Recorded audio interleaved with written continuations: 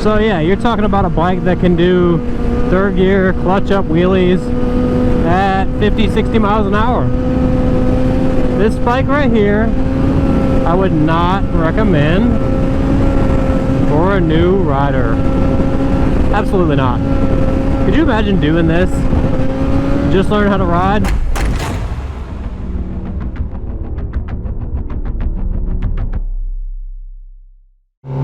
What's up guys, welcome to a new video. So today I'm going to make a video about why you should not buy a GSX-R or any super sport for that matter as your first bike. That is why you should not buy it. That's the only reason why you should not buy it. So I have a lot of people, you know, people that are just new to riding, or they're going to buy their first bike and they watch some of my videos and they get hooked on a GSX-R, like a 600, 750, or a 1000. I'm here to tell you that it can be done. You can ride something like that, an R6, you know, something like that, CBR 600 as your first bike. I'm here to tell you that it is not a forgiving bike compared to something like the Ninja 400 or like the CBR 300 or something like that. Anything below, you know, 600 cc's, you know, even if you're buying something like a 650, it's a parallel twin. It's gonna be a lot less powerful, a lot less torquey, and it's gonna be easy to manage and learn how to ride on. So in my experience, I've seen a lot of people buy 600s, 1000s, you know, inline 4 super sports as their first bike, and a lot of times it's just too much. Heather's staring at the baby horses right now. A lot of times I just feel like it's too much power for somebody who's never ridden a bike whatsoever. You know, somebody who has never ridden dirt bikes, you know, anything like that. It's just a whole heck of a lot of power. I mean, it's hard to explain if you've never been on a bike. It's like being in, it's literally like being in a jet fighter, but on two wheels, dealing with traffic, not dealing with birds in the sky. Totally different. It's just, it's insane. Like, even 600s, like I said, even 600s are very, very powerful bikes. Definitely do not recommend something like that for somebody who has no riding experience whatsoever. So I started out on a Kawasaki LTD 550. My dad gave it to me when I was 18 years old. It was the first bike that I really learned how to ride on, and I had like some dirt bike experience and stuff, and I still felt like, and that bike was it was an inline 4, I believe, but it was more of like a standard like cruiser, like a FZ07 type style bike. And even like that bike, I think I barely went over like 60 miles an hour on that bike. I was just like, I wasn't afraid of it, but I was like unsure of myself. I mean, that bike, I want to say it would probably hit like 50, 60 in first gear. A bike like this will hit 80 plus in first gear. A 1000 will do over 100 miles an hour in first gear. So somebody who has never ridden a bike whatsoever does not need anything like that. And this isn't a video about why you shouldn't, I mean, it kind of is why you shouldn't buy a 600. My only reason to not buy a 600, 750, or 1000 Super Sport is if it's your first bike. Buy something that's easier to learn on. You know, if you're a little bit older, you're a little bit more wiser, you're a little bit less reckless than I was when I was 18. I know when I was 18, dude, I would just, I don't know, I was a little bit of a wild child. I was a little wild, not gonna lie.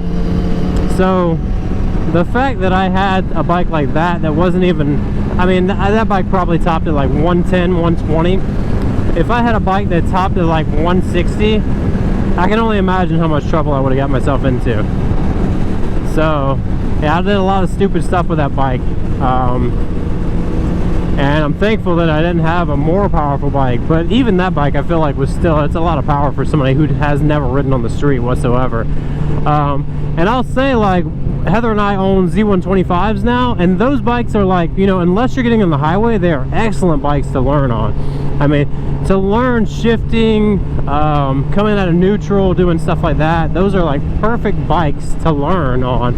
Even like a 250 or a 300, a 400, even a 500, as long as it's not a inline 4 super sport, I believe is a very good bike to learn on. You know, if you have any riding experience like on dirt bikes and such, I believe you can start on maybe a 600, 750 and be alright. You know, Heather's brother, I've talked about that before, he started on a GSXR 750 and wow, I'm in 5th gear, what am I doing? So he started on a GSXR 750, but he had been riding dirt bikes for years and years and years, and he's very, very competent on a dirt bike. So going from that to hopping on a street bike is a lot different than somebody who's only driven cars their whole life, or they're in their teens and they've barely driven cars and now they want to get a bike, and they see these people on YouTube doing, you know, 100+ mile an hour wheelies, and they think, oh, I want to do that. Should I go ahead and get around these Harleys, give them the wave by, don't want to be too mean to the Harleys. So yeah, like Heather, she started on a Ninja 650, which is a parallel twin. She did have some riding experience though. She has been riding dirt bikes, you know, not her whole life, but she's ridden dirt bikes quite a bit. So she knows how to shift, how to get out of neutral, how to get the bike moving in traffic. That's one of the biggest things is people, they don't know how to shift and stuff like that, and then they get out in traffic, and then their problems become bigger problems because you have cars behind you. You have cars crossing at intersections and stuff, and if you're not competent on the bike, it's going to make for a very dangerous situation.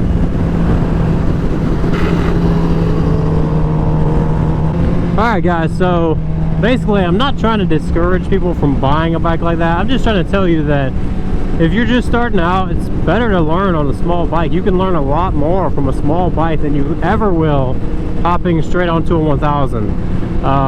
Small bikes, I mean, I've been riding for over a decade now, and little bikes like the Z125 are very capable of teaching you and humbling riders that think they're better than they really are.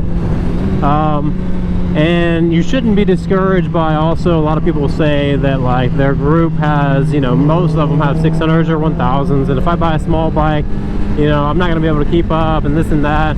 I'm here to tell you that if you're riding canyons or corners or anything like that, a 400 will keep up and maybe even be faster in the canyons and corners than, you know, obviously it has to be a skilled rider, but those bikes are more than capable of 100+ miles an hour, and if with the right rider on them, they can be faster than people on 600s and 1000s. It's funny because when you go to the track, some of the faster track riders, like even in advanced, are riding like R3s and Ninja 300s and Ninja 400s and stuff like that, and they're riding advanced and they're running like faster laps than guys out there on 1000s. So it's not the bike, it's the rider.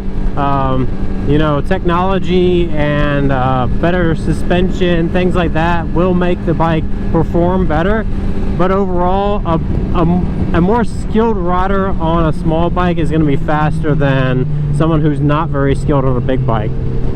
So saw Heather trying to drag that knee just now. She's got some new Sparkies on. I know she's dying to try them out. So I'm gonna end the video on that note. I'll catch you guys in the next video. All right, peace and ride safe.